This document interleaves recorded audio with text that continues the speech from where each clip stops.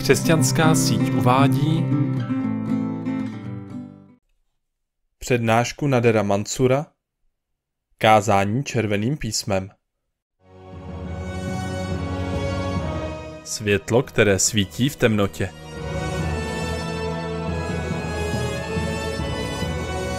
Zjevení 14:12 uvádí: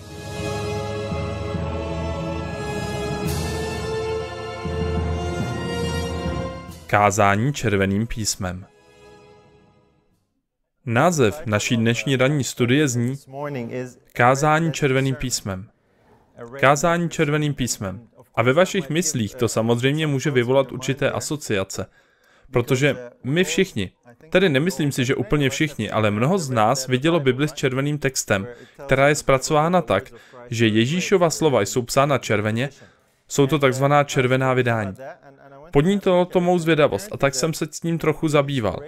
Podnětem k vytištění Ježíšových slov červenou barvou byly zřejmě verše z Lukášova evangelia, kde se píše o tom, jak při poslední večeři Ježíš řekl: tento kalich je nová smlouva v mé krvi. A někoho napadlo, proč tedy nevytisknout Ježíšova slova červeně? Byl to dobrý nápad a ujal se. Takže první Bible, která byla takto vytištěna, první Bible s červeným textem vyšla v roce 1901. Jsou tedy mezi námi již řádku let. Spopulárnili bezprostředně po svém vytištění a jsou oblíbené dodnes. Kdo z vás tu dnes má červenou Bibli? Já ano. Většina, všichni, skvělé. Kristova slova byla vytištěna červeně proto, aby v textu vynikla, aby byla snadno rozpoznatelná. A je to opravdu užitečné. Snažím se třeba vyhledat verš a tak toho najdu velmi snadno. Vše, co Ježíš řekl, je zde červeně. Samozřejmě jsou to verše, o kterých se lidé domnívají, že je řekl Ježíš. Je zde pár veršů, u kterých by to mohlo být jinak, ale má se za to, že to jsou Kristova slova. Kristova slova jsou červeně. A považuji to za zajímavé, že když dáte dohromady všechna ta slova, která Ježíš řekl, všechna tato červená slova, když je dáte k sobě, zjistíte, že v Bibli tvoří malé procento. Jen velmi malou část. Pokusil jsem se je poskládat, ale je to složitější úkol, než jsem předpokládal. Protože v evangelích se tyto texty překrývají. A jsou zde třeba i úseky, které se tam vyskytují dvakrát. Tímto chci jen říct, že pokud jde o Kristova slova psaná červeně, není jich zdaleka tolik, vlastně je jich docela málo. Obzvláště porovnáme-li je s ostatními texty v Bibli, nebo se slovy jiných důležitých historických či náboženských osobností, o kterých existují záznamy, co pravděpodobně napsali nebo vyslovili.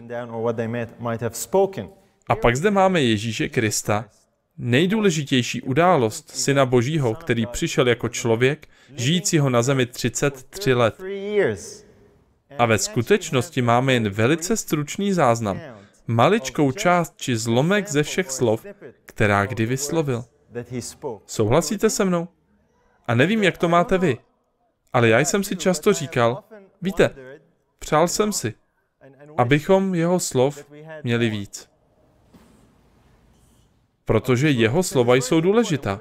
Co nám říká Bible? Člověk nebude živ jen chlebem, ale každým slovem, které vychází z Božích úst. A obzvláště pokud jde o slova vycházející z úst Ježíše Krista.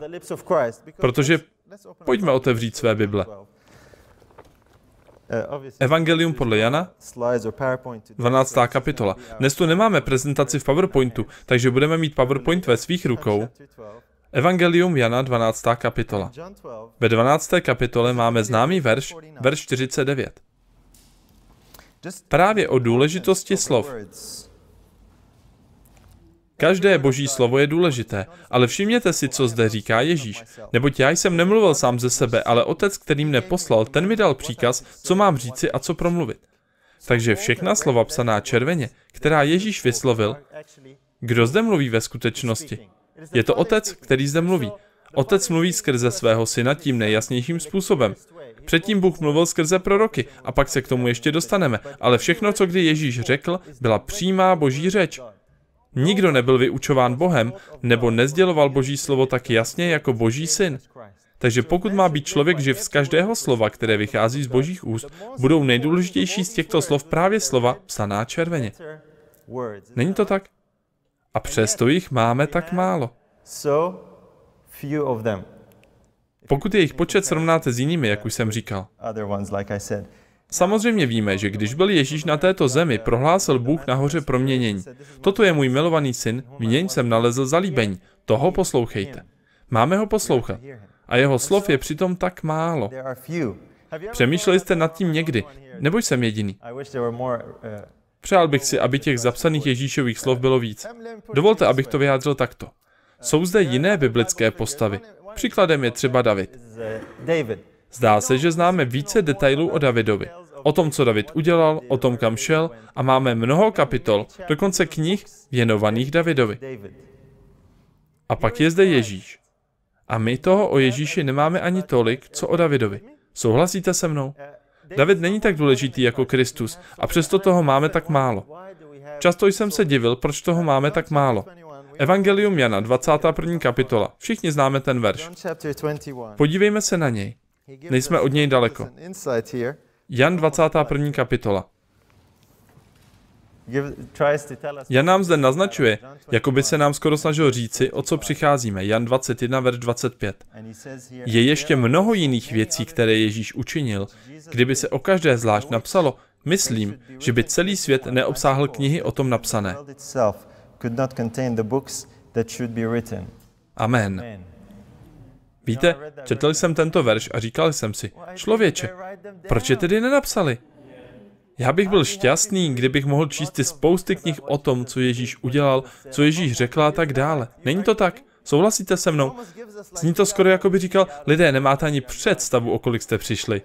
My jsme vám řekli jen to nejnutnější. Takhle se to tam píše. Proč tak málo? Proč tak málo? To je otázka, kterou si často pokládám. Někteří můžou namítat, no tak, bratře, máme toho přece dostatek. Dostatek k tomu, abychom se dozvěděli o spasení. Bůh nás nezatěžuje nejrůznějšími detaily. Ale jsem si jistý, že nikomu z těch, kdo to tak tvrdí, by nevadilo, kdyby toho bylo víc. Takže ano, souhlasím, že máme dostatek poznání Spasitele. Máme dostatek poznání plánu spasení a všech těchto věcí. Ale vím, že bych si velmi přál víc. A co vy? Co vy? Chtěl bych vědět, jestli uvažujete jako já. Pokud byste chtěli více Kristových slov, chci, abyste zvedli ruce. Takže nejsem jediný. Dobrá. Chvalme Pána. Dovolte mi uvést pár příkladů, kde bychom toho mohli mít více, abychom podnítili naši mysl k přemýšlení. Protože je to jako tento verš, který jsme právě četli v Janově, jako by se Bůh pokoušel nám nadit naši chuť a sděloval nám. Víš co, je toho mnohem více. Tohle není konec příběhu. Bylo toho mnohem více. Jen pro příklad, čeho by mohlo být více. Když Ježíš šel, aby se od Jana Křtitele nechal pokřtít v Jordánu, modlil se. Zaměřuje se na to zejména kniha Touhou věku. Píše se tam, že andělé dosud nikdy neslyšeli takovou modlitbu, jakou se Ježíš modlil po svém křtu. Vzpomínáte si, pokud jste to četli? Opravdu bych si přál mít záznam této modlitby. A co vy? Po 4000 let dějin lidstva a mnoho věrných lidí od Adama až po Jana Křtitele, tu máme Ježíše Krista a on pronáší modlitbu, nad kterou žasnou i andělé.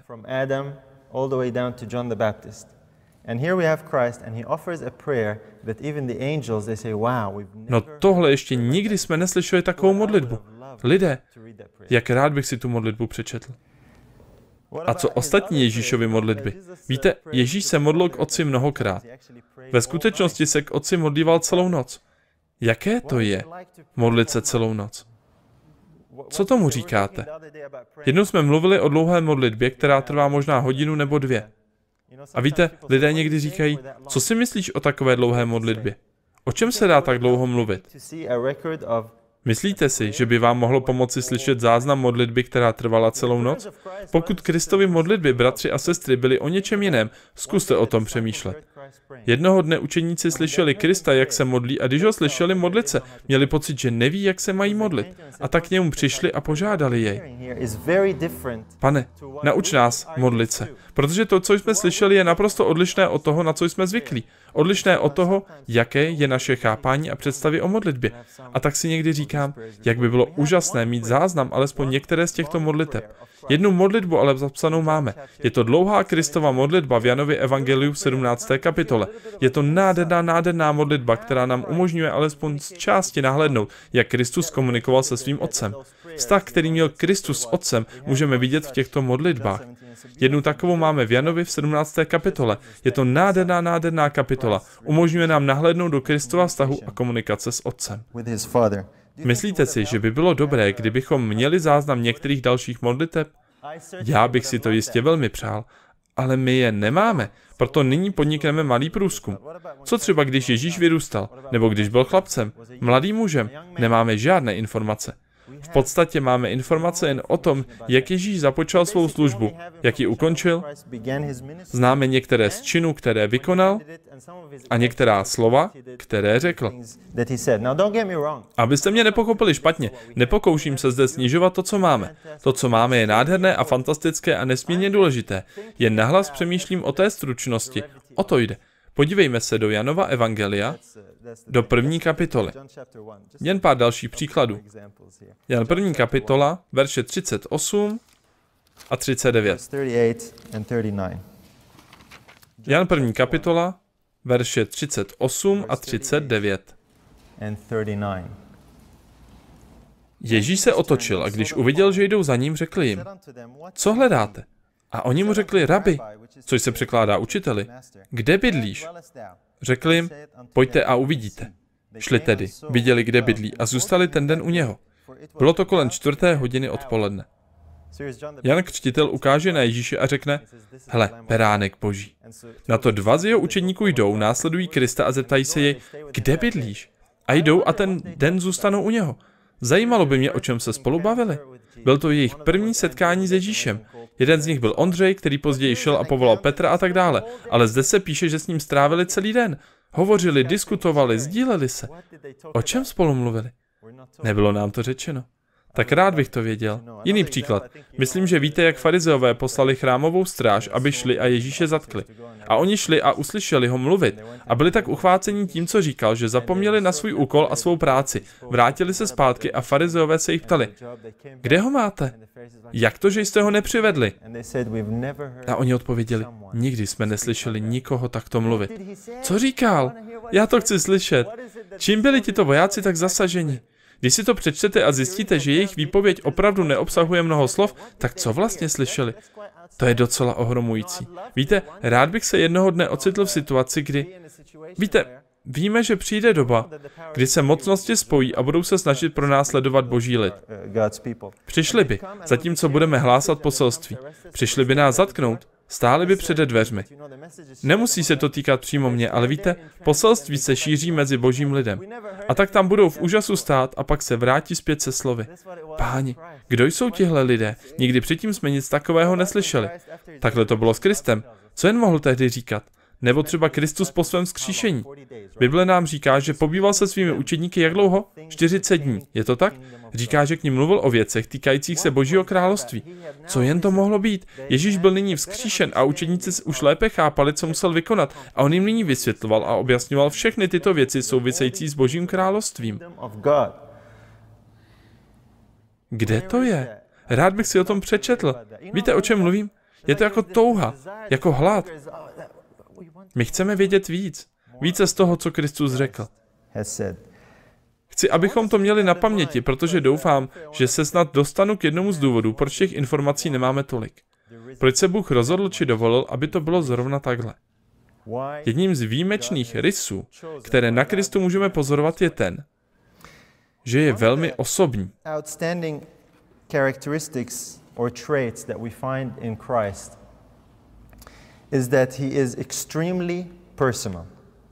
Zjistili jsme, že jedny z nejoblíbenějších myšlenek nebo textů písem jsou záznamy toho, co Kristus řekl jedné osobě. V rozhovoru mezi 4 očima. Například, Nikodém přišel za Ježíšem v noci. Byli tam spolu jen oni 2. Máme zde soukromé osobní setkání, při kterém Ježíš Nikodémovi odhalí jedny z nejhlubších klenotů pravdy. A my je rádi citujeme a ceníme si jich. Jsou nám drahé a vzácné. Ve skutečnosti s ním Ježíš hovořil o novém narození. Probíral to s ním v takových detailech, jaké nenajdeme na žádném jiném místě Kristova učení a během jeho služby. Uvědomujete si to? Místo, které hledáme, když chceme citovat a hovořit o novém narození, je Jan 3. kapitola. Je to rozhovor, který spolu měli Nikodém s Ježíšem. A to mě přivedlo k myšlence, že Ježíš o této nádherné hluboké pravdě nekázal dokonce ani nahoře. Alespoň podle toho, co je psáno. Nekázal o ní ani v synagoze, sdělil ji jedné jediné osobě. Osobní setkání mezi 4 očima, při kterém zjevil vzácnou pravdu. Dalším příkladem je samozřejmě žena u studny. Víme, co té ženě řekl, a také ty verše často citujeme. Ten, kdo uctívá Boha, ho musí uctívat jak? V duchu a v pravdě. Ježíš to nevyslovil v kázání ani ve skupině lidí. Řekl to jedné ženě. Hříšnici a vyvrženci ze společnosti. A tomu to ji učil. Daroval jí tento vzácný klenot pravdy. A my tuto pravdu pokládáme za velmi hlubokou. Dalším příkladem je Petr na pobřeží po vzkříšení. Kristus se s Petrem procházel po pláži a ptá se ho: Petře, miluješ mne více než tito? A co mu řekl potom? Pas mé beránky a mé ovce. Vzácné verše, které často citujeme. Bylo to setkání mezi 4 očima a to nám alespoň naznačuje, že jedním z Ježíšových rysů je, že odhaluje výjimečné a vzácné pravdy a poznání na osobní úrovni.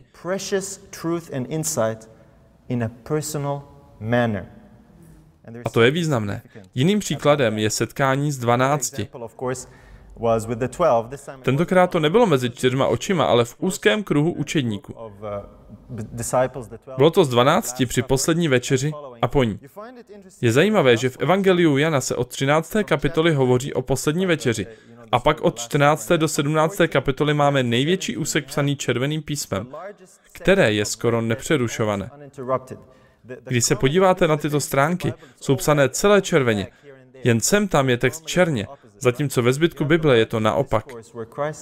Je to nejdelší Kristova přímá řeč a Kristus zde zjevuje učedníkům skutečně nádherné pravdy. Hlavním tématem je samozřejmě jeho odchod a seslání utěšitele. Nádherné verše, které rádi citujeme, které jsou nám drahé a vzácné. Zjevil je v tomto osobním setkání při poslední večeři se svými učedníky. V ostatních evangelích tyto informace nenajdeme. Když budete číst záznam o poslední večeři v ostatních evangelích, pomyslíte si, dobrá, povečeřili, vyšli ven, událo se tohle, byl zatčen a to je vše. Ale Jan nám říká, ne, měli jsme dlouhou diskuzi a toto je jen část toho, co nám Kristus řekl. A bylo toho hodně.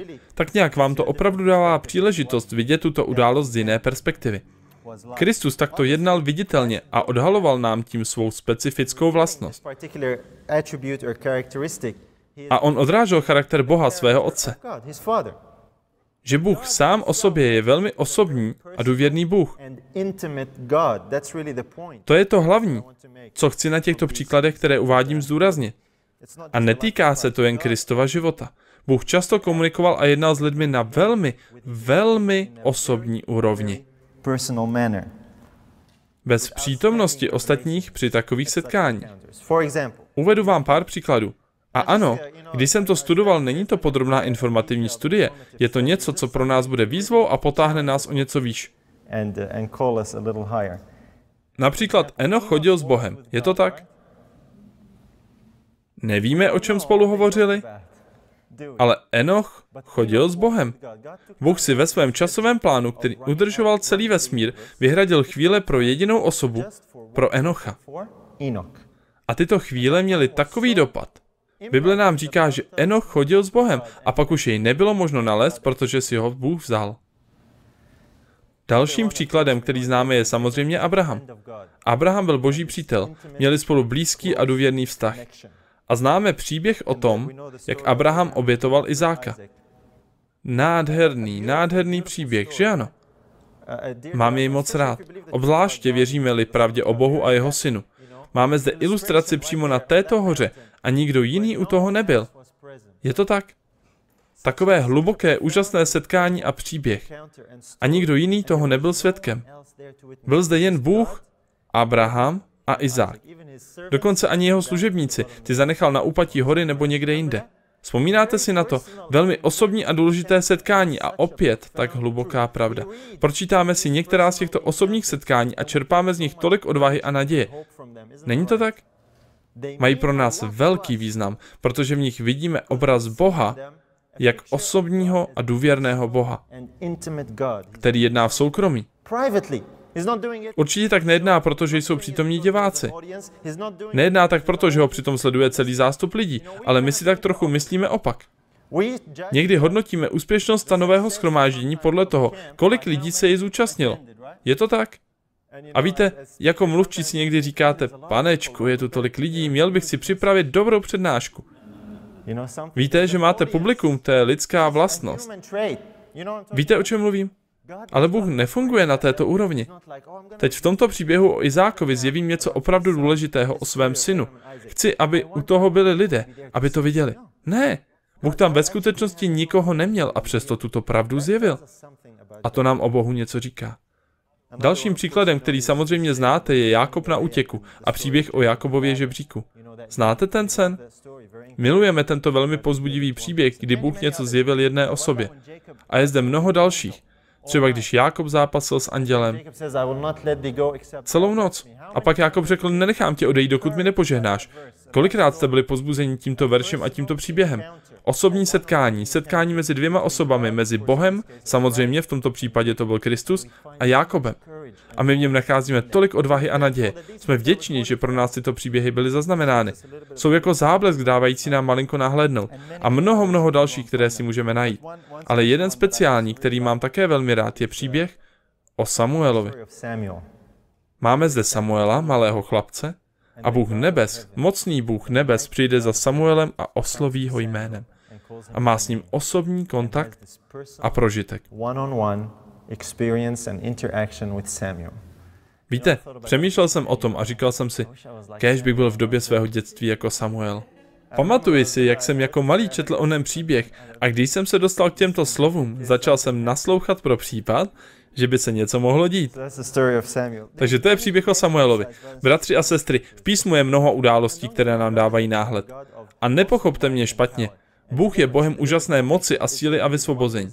Vysvobodil celý izraelský národ, konal zázraky před zraky ohromného publika. Slyšel o tom celý svět. Když Izraelci vešli do zaslíbené země a do Jericha, prohlásili jeho obyvatele, slyšeli jsme, co váš Bůh provedl Egypťanům, a chvěli se. Náš Bůh je mocným Bohem a stále činí všechny tyto věci, ale nyní chci zdůraznit tento osobní aspekt, protože je to pro nás opravdu velmi důležité a významné, že se Bůh zajímá o jednotlivce. Sklání se tím nejneočekávanějším způsobem, jak bychom to řekli po lidsku, aby mohl komunikovat se svým lidem, jeden na jednoho. A to nám ve skutečnosti odhaluje něco o Božím srdci a o Boží touze po tomto osobním kontaktu.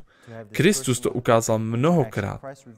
A chci, abychom to měli na paměti, protože zjišťujeme, že životopisy, víte, mnohokrát, když cestujeme a čekáme na letadlo, bývají to dlouhá čekání, tak se procházíme. Procházíme se po knihkupectvích, sledujeme, co se tam děje, na co se lidé dívají, co se prodává. Jsou zde oddělení životopisů, životních příběhů slavných lidí z celého světa a lidé čtou rádi životopisy. Životopisy jsou v podstatě informace. Jsou to informace o životech lidí, co udělali a co řekli. O tom jsou životopisy. A my jsme často náchylní k tomu stavět se k záznamu o Kristu, jako by to byl životopis.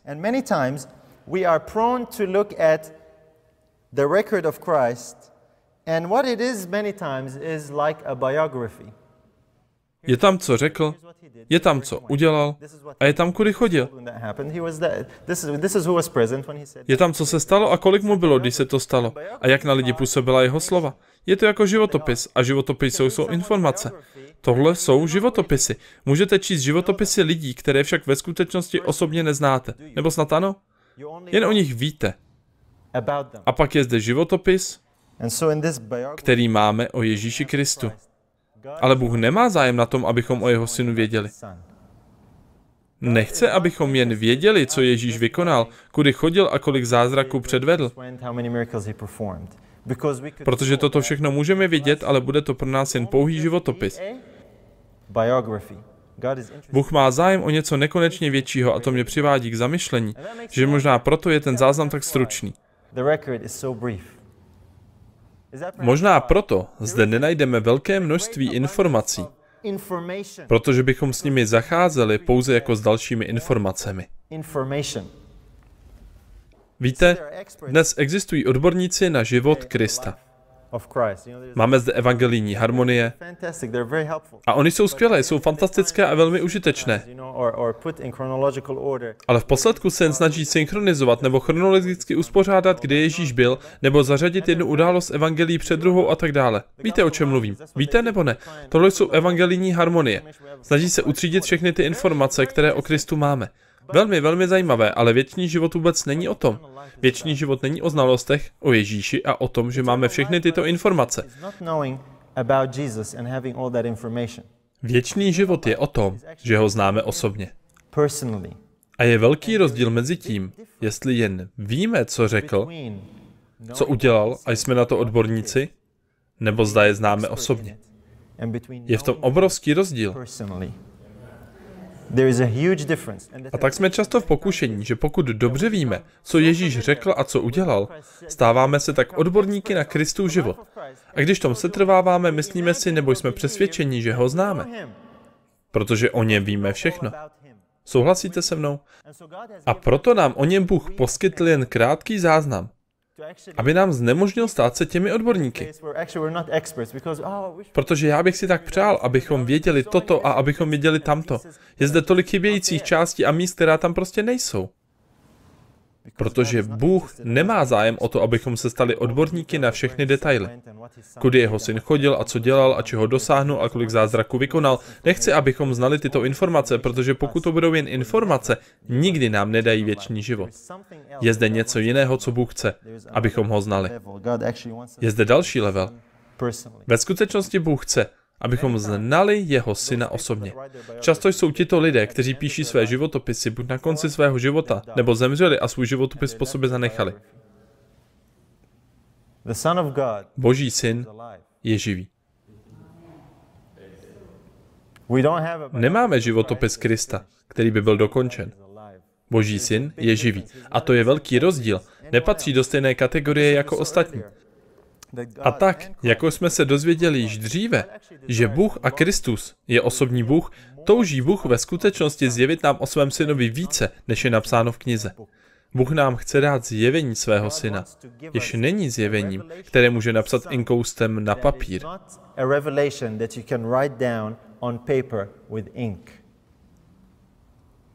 Je to něco jiného. A Kristus stále žije a mluví. Stále mluví. Kristova slova nekončí záznamy v evangelích. Uvědomujete si to? Záznamy v evangelích nejsou posledními záznamy Kristových slov. Není to o tom, že Kristus odešel do nebe a zanechal zde tyto 4 muže, aby mu napsali životopis a nabídli jej světu jako bestseller. Takhle to není.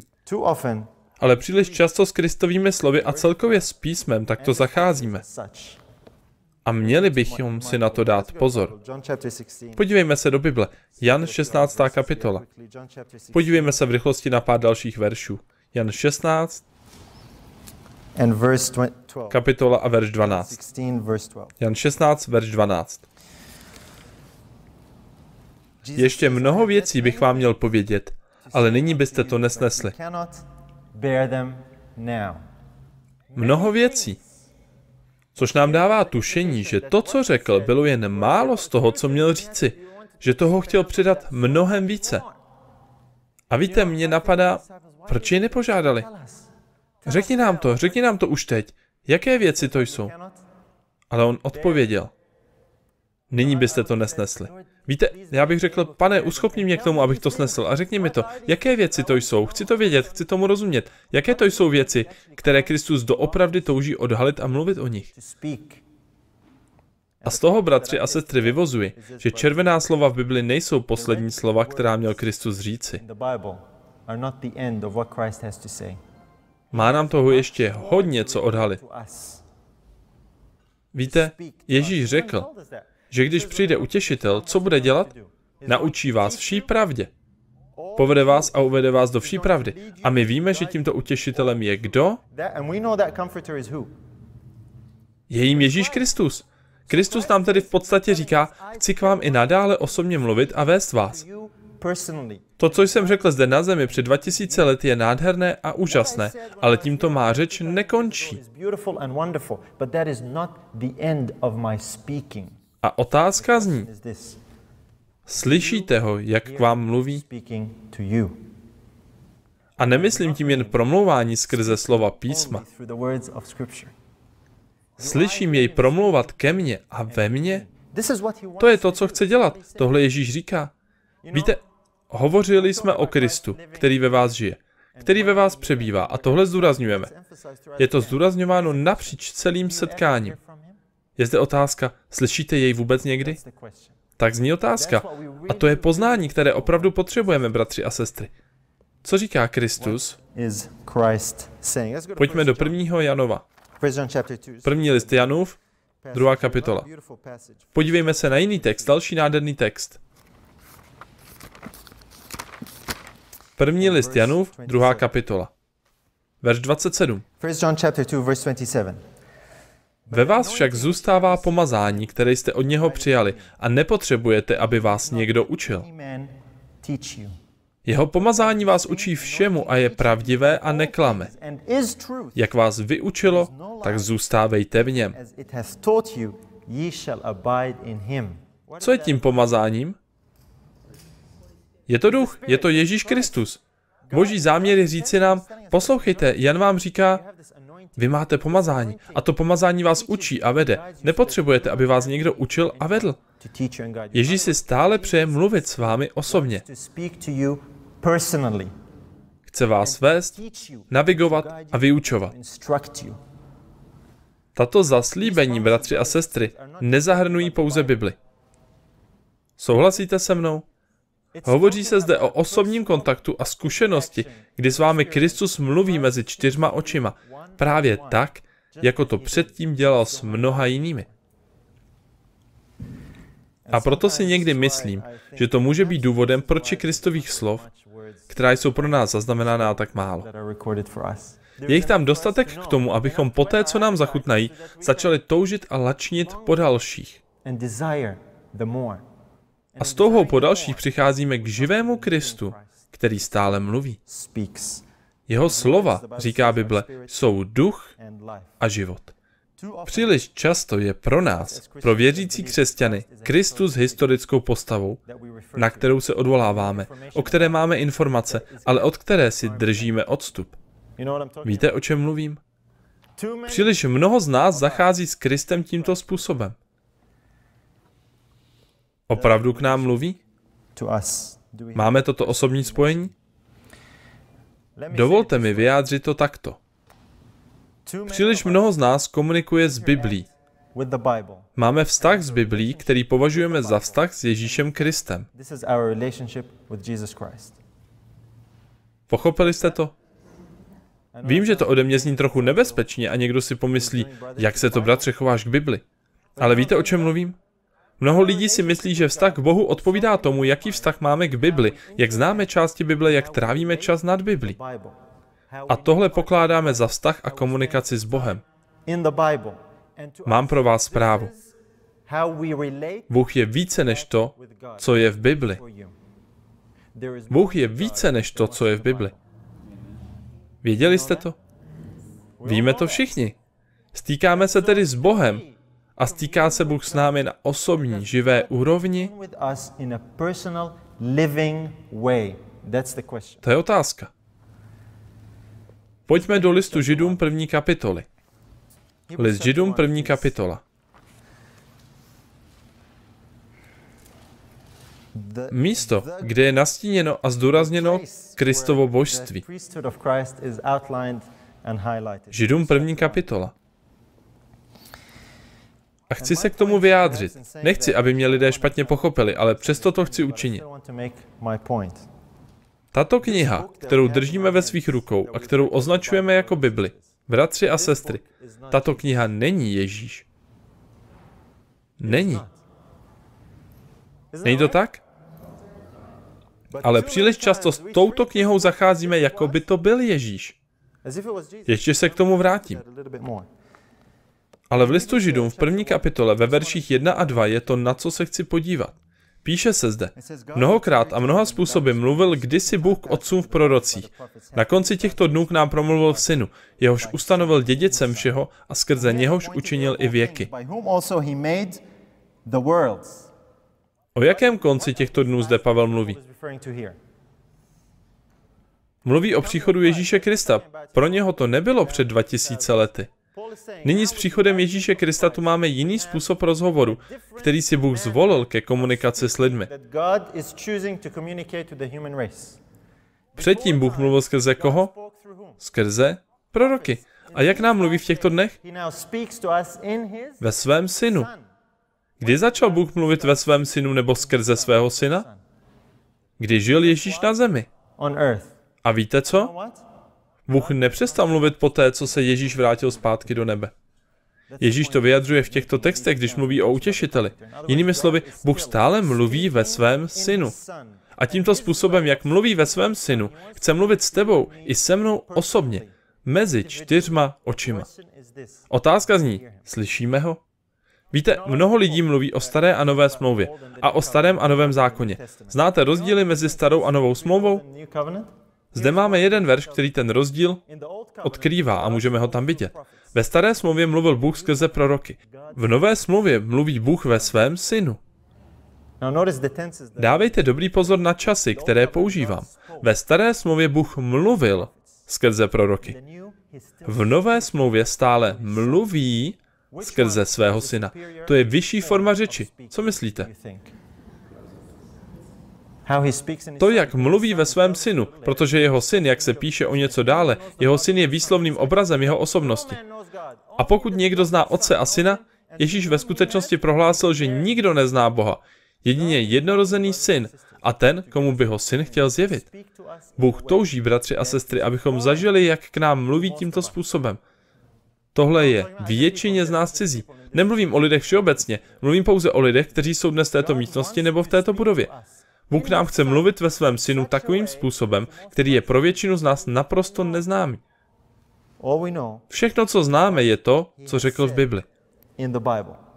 Tohle je velmi důležité a velmi významné, protože to je to, co nás učí, že je zde něco víc. Ale kolikrát zatím něčím víc jdeme? Známe verš, že nemusíme nikam chodit. Ježíš řekl, slova, které k vám mluvím, jsou co? Jsou duch a jsou život. A tak to věříme, že v nás Kristus přebývá, že ano. Kristus v nás přebývá svým duchem neboli svým životem, přetváří naše osobnosti. Bratři a sestry, něco vám řeknu. Znát Boha nerovná se znát Bibli. Můžeme znát Bibli velice dobře a přesto neznát Boha. Uvědomujete si to? Pokud nemáte syna, nejen žijícího a přebývajícího ve vás, ale pokud nemáte syna, který mluví ve vás a k vám, pak by mě zajímalo, jestli nemáte vztah jen s knihou, kde jsou slova psána ingoustem na papíře.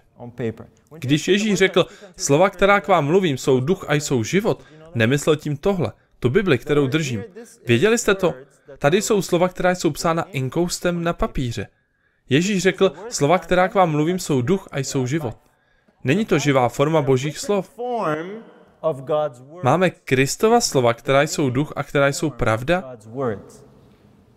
To je otázka. To je otázka. Ozval se vám někdy? Mluví k vám živá osoba?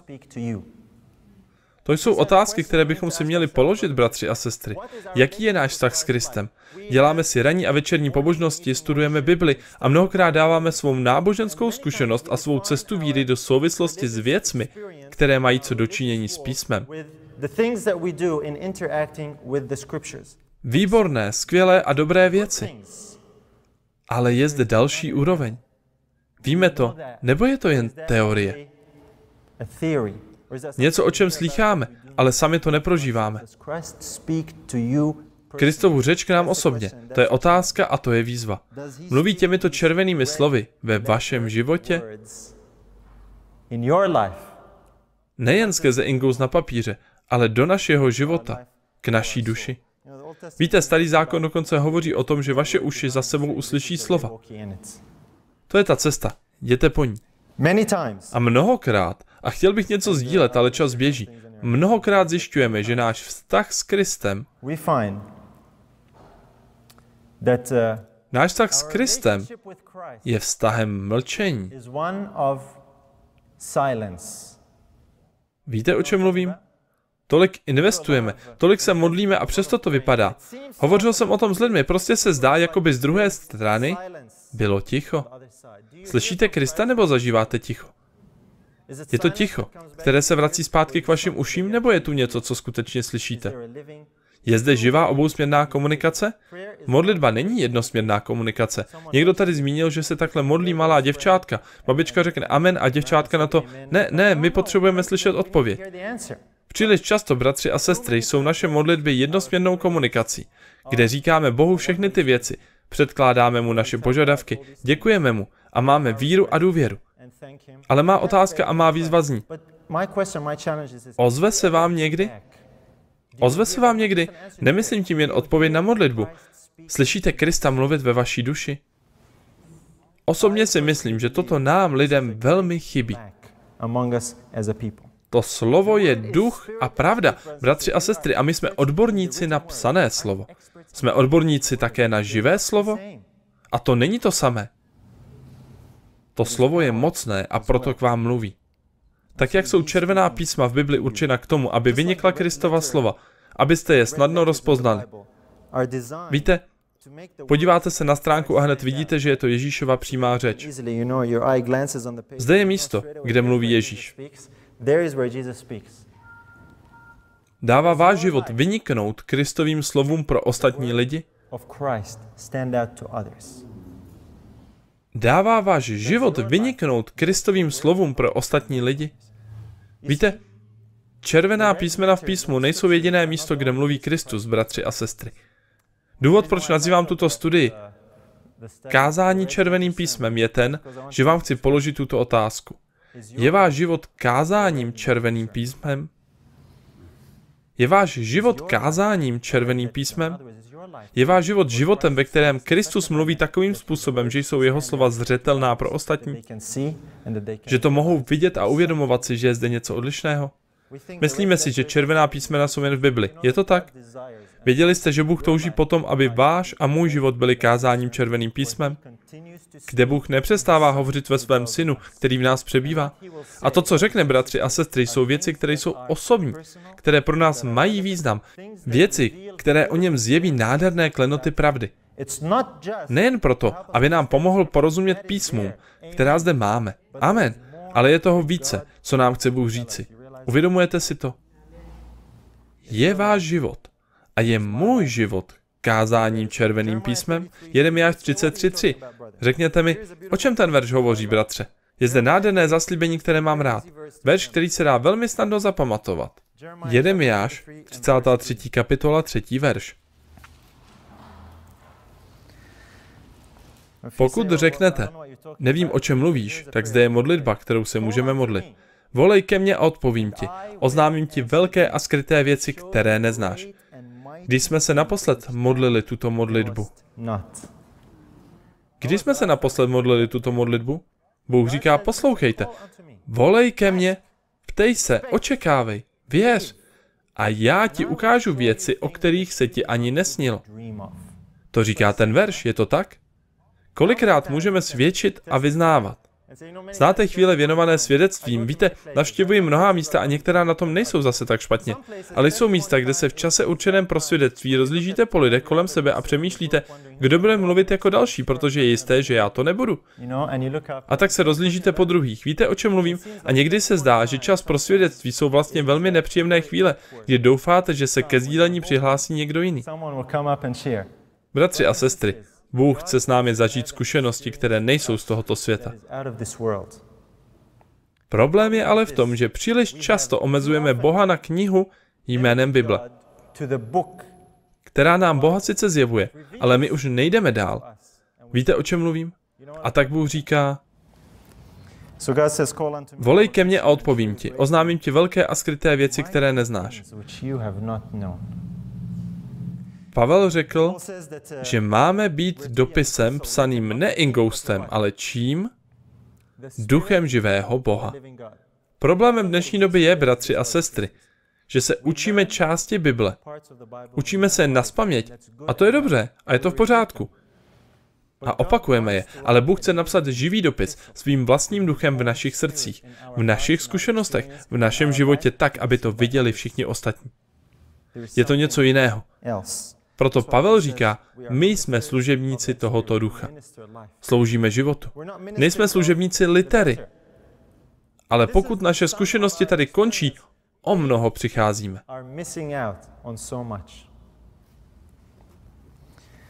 Osobně jsem přesvědčen, že jako lidé zažíváme velký nedostatek. Bible hovoří o hladu na zemi. Hladu po čem? Ne po chlebu a po vodě, ale po slyšení Božího slova. Osobně věřím, že mezi námi lidmi je velký hlad po živém Božím slovu. Jsme odborníci na Bibli, jsme odborníci a vyznáváme se v teologii a v učení, ale kde je živé slovo od Boha? To živé slovo. Víte, o čem mluvím? Protože to živé slovo je mocné, bratři a sestry. Živé a mocné a ostřejší než jakýkoliv dvousečný meč. Je to vaše zkušenost a je to má zkušenost? Příliš často tu máme, bratři a sestry, bezmocné křesťany. Příliš často jsme bezmocnými křesťany. Tolikrát jsem přemýšlel, proč je to tak. A nehovořím o tom jako někdo, koho se to netýká. Mnohokrát jsem se přistihl při přemýšlení, pane, ty víš, čtu o těch věcech, ale když se podívám na sebe, vidím velký kontrast. Až příliš často. Jsme bezmocnými křesťany, protože, bratři a sestry, Boží slovo není jen to, co je psáno v této knize jménem Bible, kterou milujeme a studujeme, o které mluvíme a ze které kážeme. Učíme se ji naspaměť, diskutujeme a debatujeme nad ní, hádáme se, anebo se shodujeme. Jak vidíte, mnohokrát je Bible centrem naší zkušenosti a to je dobré, ale to není konec příběhu, bratři a sestry. Příliš často klademe písmo na místo, které patří Bohu. Příliš často. Natolik, že když nějaký bratr vidí určitou pasáž Bibli jinak než my, svoláváme na něj Boží hněv, soudě dle toho, jak se k němu chováme. Je to tak? Je to, jako by se rouhal samotnému Bohu, pokud chápe odlišně nějaký verš, či jen jediné slovo v tom verši. Víte, o čem to svědčí, bratři a sestry? Že známe Bibli, ale neznáme Boha Bible. A v tom je velký rozdíl, protože když známe jen písma a neznáme autora, budeme tato písma špatně chápat, vykládat i používat. Byl zde celý židovský národ, který to tak dělal. A je zde mnohem větší národ adventistů, kteří to také tak dělají. Uvědomujete si to? Jak je to s vámi a jak je to se mnou? Žije Boží slovo v nás? Starý zákon říká, že slovo od Boha je jako oheň. Jeho slovo se stalo v mém srdci jakoby planoucím ohněm zadržovaný v mých kostech. Neváhal jsem ho v sobě zadržet, ale nedokážu to. A Bůh říká Jeremiášovi, což pak není mé slovo. Jako oheň a jako kladivo, které tříští skálu. Znáte to slovo? Tohle je to živé slovo. Je váš život takovým životem, ve kterém žije Boží slovo? Je v něm Boží slovo? Boží slovo je žijící Kristus. Nemluvím o tom, že jste se během svého života učili písma naspaměť. To je dobré, ale o tomhle Bůh nemluví. Bůh chce, aby ve vás přebývalo živé slovo. Chce ve vás mluvit skrze svého syna. Je to slovo ve vás drtícím kladivem. Mohou to druzí pozorovat a zjišťovat, že ten bratr či sestra se něčím liší. Kdyby dnes někdo navštívil naše setkání, poznal by, že je zde něco jinak. V porovnání s tím, kdyby šli na jiné setkání, které se koná možná jen o 20 metrů dál. Víte, o čem mluvím? My zachováváme ten správný den a oni ne. To je pravděpodobně argument, který bychom použili. Skvělé, fantastické. Máme živé Boží slovo. Krista, který v nás žije a mluví v nás. Není to jen o tom, že by v nás trvale potichu přebýval. Touží potom mluvit. Úžasné věci. Myslím, že se tím někdy utěšuji a říkám si, že proto je možná v Bibli tak málo Kristových slov. Máme jich tak málo a podívejte se, kolik je zde různých skupin a rozdílných výkladů. Dokážete si představit, že by těch psaných slov bylo víc? Pokud se hádáme nad tak malým množstvím, co kdybychom měli všechna Kristova slova? Nemáme jich tolik a přesto existují tak odlišné myšlenky, vysvětlení a výklady. A víte proč? protože všechno, co máme, jsou ta psaná slova a my se nad nimi hádáme. Kdyby v nás přebývalo živé slovo a živý Kristus, nebyli bychom tolik zaneprázdněni hádkami, debatami a vzájemnými spory. Jste si toho vědomi? Byla by to naprosto jiná zkušenost. Je to právě nepřítomnost této zkušenosti, která způsobuje, že toužíme tuto prázdnotu něčím zaplnit. Jak je to s vámi? A jak je to se mnou?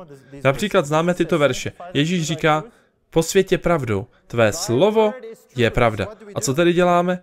Čteme více slov, protože tím budeme posvěceni. Není to tak? Mnoho lidí ten verš tak chápe. Víte, že o tomhle Ježíš nemluvil?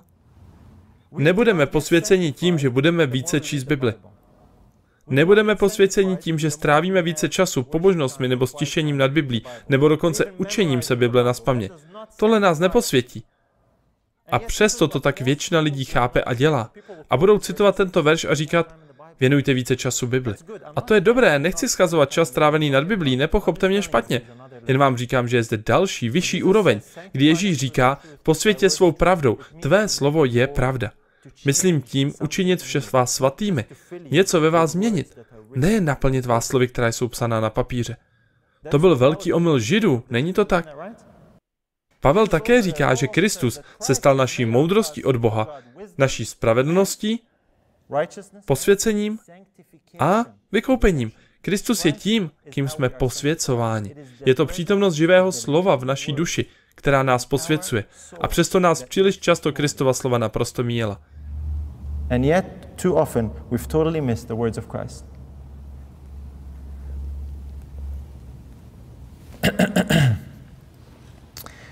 Častokrát známe Bibli. Učíme se ji nazpaměť. Víme, jak se v ní pohybovat, kde se tam co nachází. Jsou z nás odborníci na Bibli. A myslíme si, že to je vrchol náboženství. Ale bratři a sestry, pokud nemáme autora těchto slov, nejsme lepší než farizeové.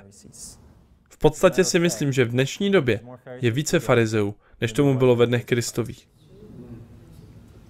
A jsou Bohu odporní, jelikož jsou od Boha nejdále. Protože si myslí, že jsou mu nejblíž, když mají slovo. Pro tehdejší i současné farizeje to byl rozpor. Oni měli slovo, měli zákon, Mojžíšovy knihy, Tóru a všechno. Měli zákon a zabili autora tohoto zákona. Zašli tak daleko, že autora dokonce ani nepoznali. Otázka zní, děláme to tak i dnes? Na neštěstí vidím až příliš často, že se to děje. Máme slovo a kvůli tomu slovu křižujeme Krista. Odmítneme Krista, nebo to nazveme herezí. Na Krista žijícího ve vás řekneme, že je to spiritualismus či panteismus, nebo nevím co ještě.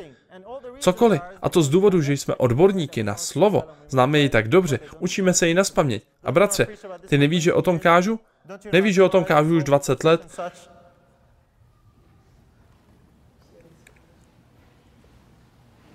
Že jsem se toho z celé této knihy tolik naučil nazpaměť? Ježíš řekl farizeum, zkoumáte písma, neboť se domníváte, že v nich máte co? Věčný život. A písma dělají co? Svědčí o mně, ale vy ke mně nepřicházíte. Děláme to i my. Zkoumáme písma. Myslíme si, že máme věčný život, ale nepřicházíme ke Kristu.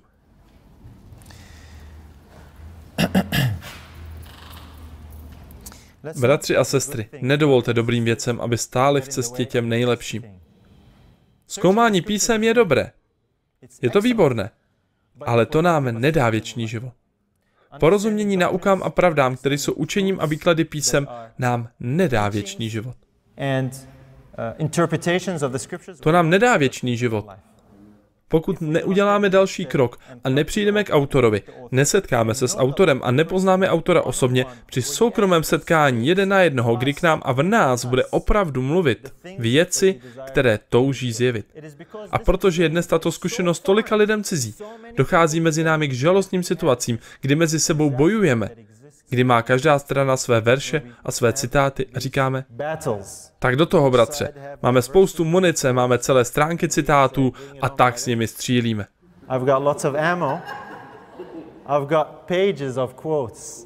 A stále s nimi střílíme proti sobě. A Ježíš říká, víte, vy zkoumáte písma, myslíte si, že v nich máte věčný život, myslíte si, že stačí přijmout doktríny a Bůh vám řekne, dobře, teď jsem s tebou spokojen. Takoví byli farizeové. Vybudovali stavbu z doktrín a svého chápání, do které nemohl nikdo proniknout. Měli pocit, že jsou svatí boží, ale Ježíš jim řekl, vůbec, ale ani trochu jste nepochopili, o co jde. A mnoho křesťanů, mnozí z nás jsme na stejné cestě, objevování čistoty učení a porozumění tomuto učení, protože věříme, že když tak budeme činit, získáme nakonec věčný život. Ale Ježíš říká, že o tom to není. Znáte to, jak farizeové, jak se vojáci vrátili zpátky k farizeům? Nikdy jsme neslyšeli nikoho takto mluvit. A farizeové jim odpoví, zbláznili jste se, uvěřil v něj snad někdo? Jen tito lidé, kteří neznají zákon, ti jdou za ním. Jaký byl jejich postoj? Víte, když si to přečtete v řečtině, stojí zde, že farizeové ty lidi nazvali chátrou. Tito nevzdělanci, kteří nerozumí písmům tak jako my, nevyznávají se v Tóře tak jako my. Jsou to hlupáci, kteří se ženou za tímto mesiášem. A přesně k tomuto vás povede zkoumání doktrín. Budete pohrdat ostatními. Budete na sebe pohlížet jako na odborníka a tak vůbec nepoznáte Ježíše Krista. Tak to bylo s farizeji. Oni ukřižovali Krista. Chci vám sdělit překvapivou skutečnost, bratři a sestry. Enoch chodil s Bohem a neměl Bibli. Věděli jste to? Jsem si jistý, že jo. No dobře, a jak si mohl dělat ranní pobožnosti? A co při pobožnostech četl Abraham? Také neměl Bibli, že ano? Přemýšleli jste už o tom? Bůh mluvil k nim a v nich. Mluví k nám Bůh? Nebo jsme dovolili Bibli, aby vstoupila mezi nás a Boha? Co pak je to vůbec možné? Ano, je. Bohužel je. Nemám v úmyslu snižovat Bibli, bratři a sestry. Já vyvyšuji autora. To je to, o co se snažím. Nezatracuji Bibli, jen vám říkám, že Bůh chce s vámi mít vztah, který je naprosto odlišný. Je na osobní a důvěrné úrovni do té míry, že k vám bude skutečně mluvit. Zjeví vám sám sebe a všechny možné věci, které vám chce zjevit.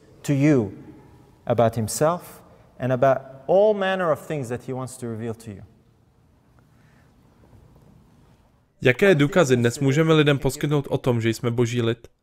Víte, hodně o tom přemýšlím. Někdo řekne, podle čeho to poznám? A jak můžete vědět, že jste to zrovna vy?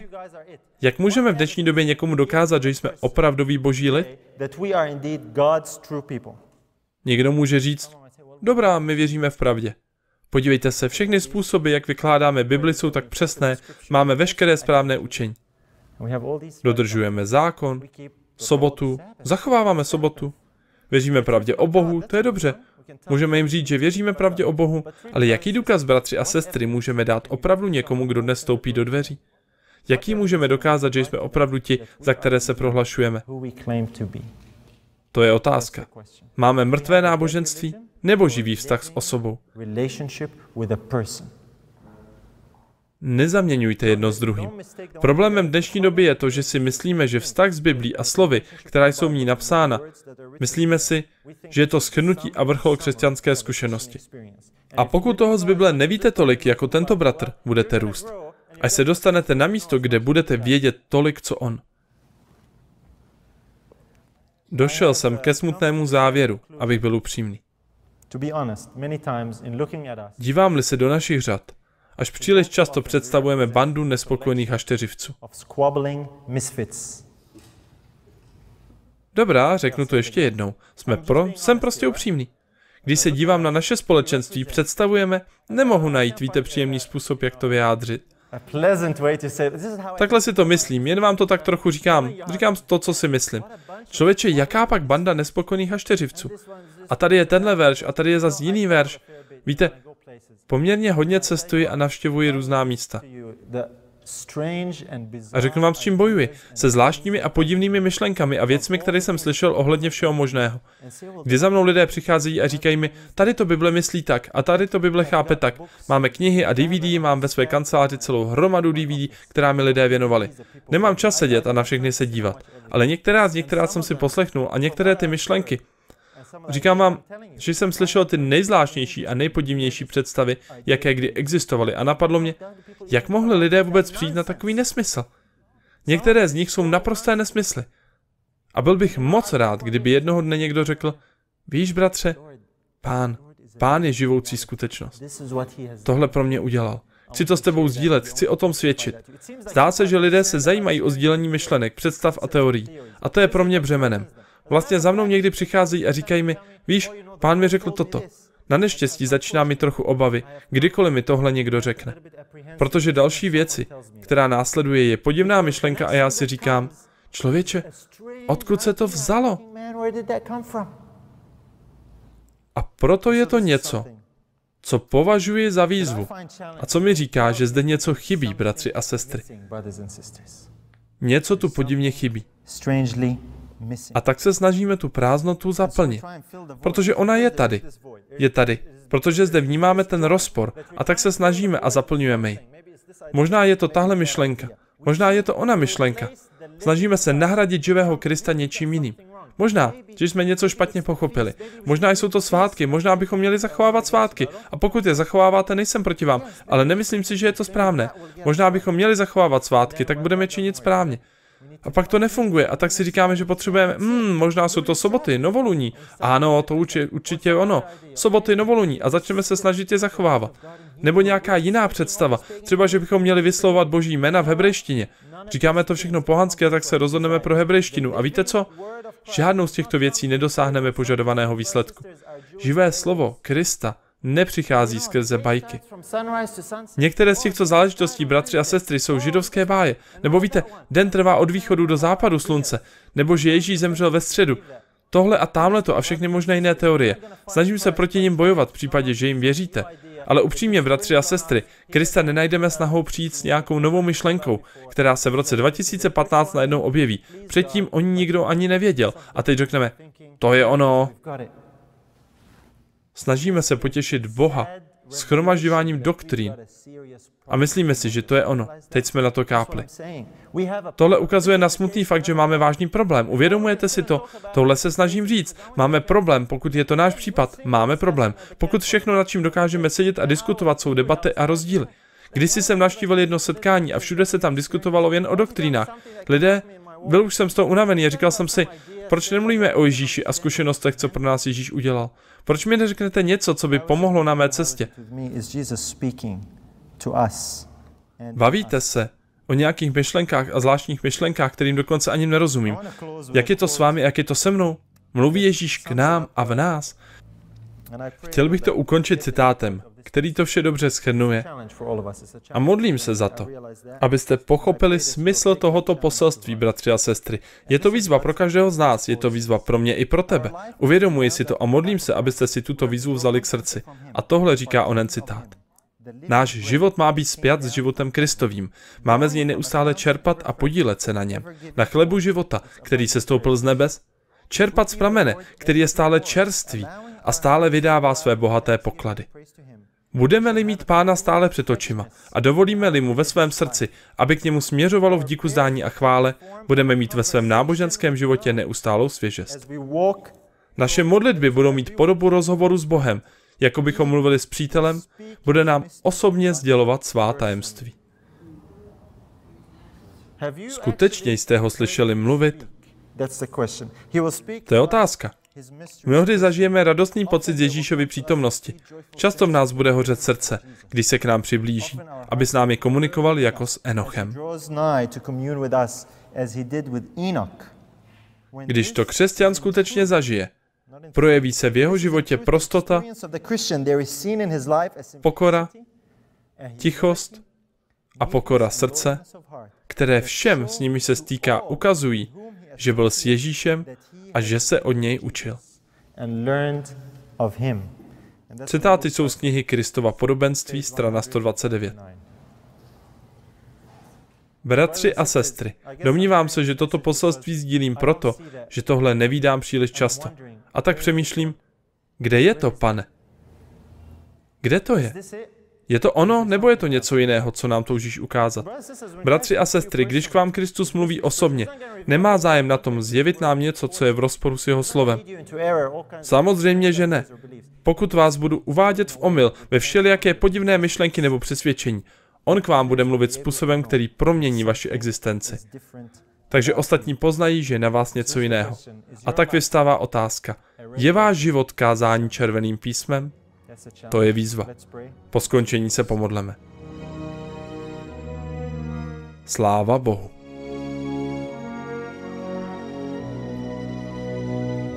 Zadarmo jste vzali, zadarmo dávejte.